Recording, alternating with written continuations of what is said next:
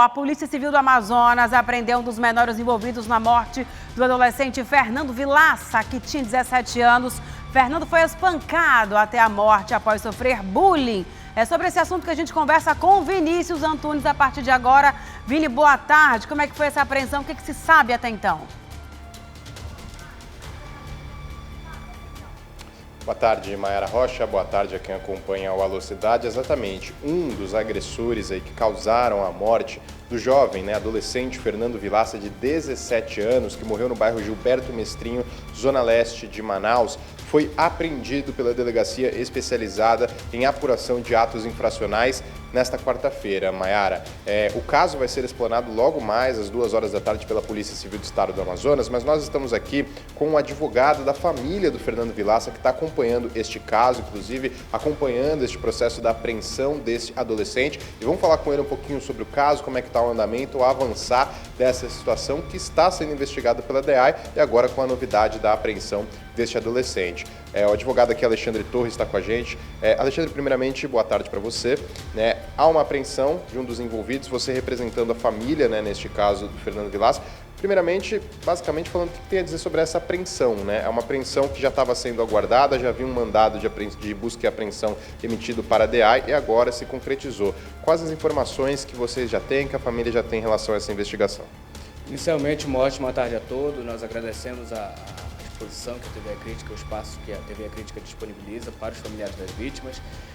Essa notícia de apreensão de um dos menores envolvidos na morte do Fernando Vilaça é extremamente satisfatória para os familiares.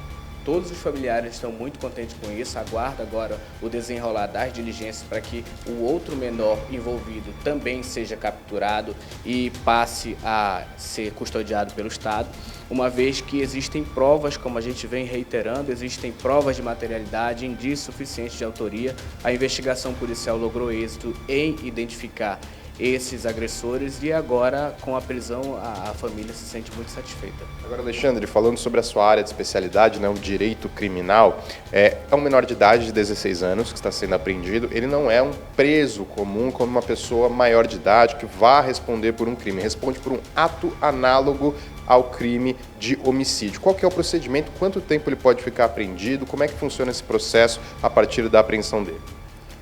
A primeira parte em que nós conversamos com os familiares das vítimas foi acerca de possíveis punições.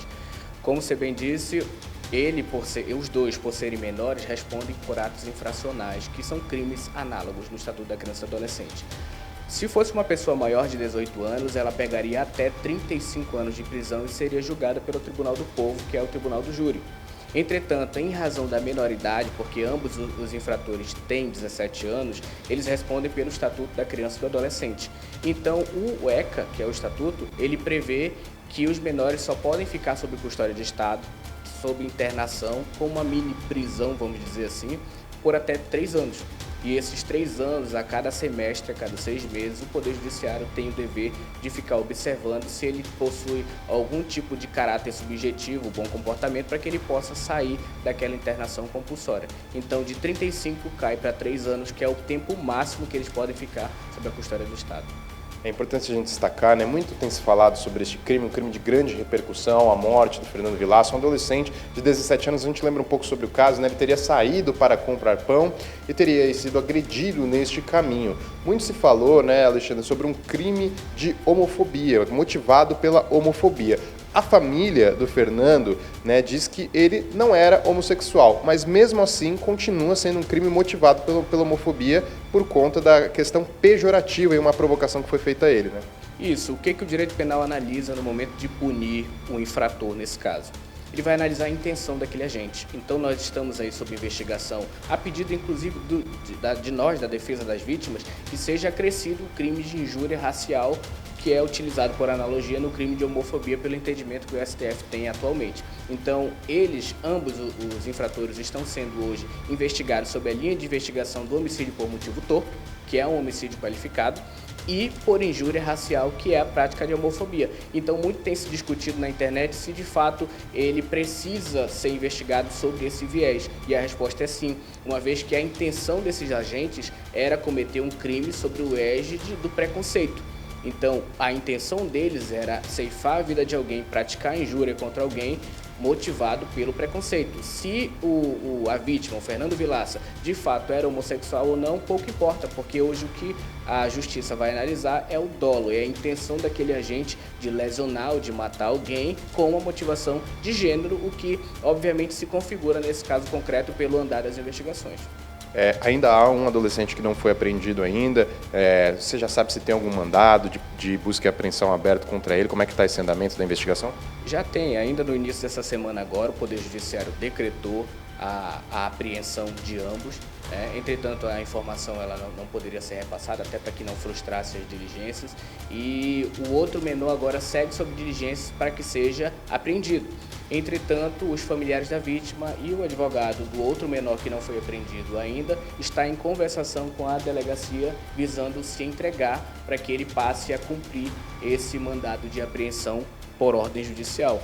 Sendo assim, nós até recomendamos, é uma recomendação porque nós tivemos notícias que os menores foram torturados, os infratores foram torturados depois disso tudo que aconteceu por o chamado Tribunal do Crime.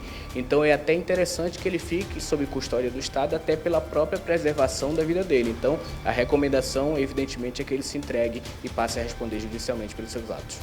Tá certo, obrigado ao Alexandre Torres, ele que é advogado especialista em direito criminal, ele está representando a família do Fernando Villaça neste caso. Olha só, Mayara, daqui a pouquinho, às 2 horas da tarde, a Polícia Civil vai falar sobre o caso em uma coletiva de imprensa, né? As nossas equipes do Alô Cidade, da TV A Crítica, já estão se mobilizando para acompanhar toda esta divulgação e a gente vai ter mais detalhes sobre esse processo de investigação, o que a Polícia Civil tem a dizer sobre o caso. A gente lembra que o Fernando Villaça, de 17 anos de idade, ele acabou aí morrendo após agressões, né? E acabou sofrendo um trauma ali, morreu 2 dias depois, chegou a ser internado, mas acabou morrendo. A informação que nós temos, Mara, inclusive, o próprio advogado da família citou pra gente ainda há pouco, é que um dos adolescentes, inclusive, já havia sido expulso da escola em que eles estudavam por praticar bullying com outros alunos. Então é um caso de grande repercussão.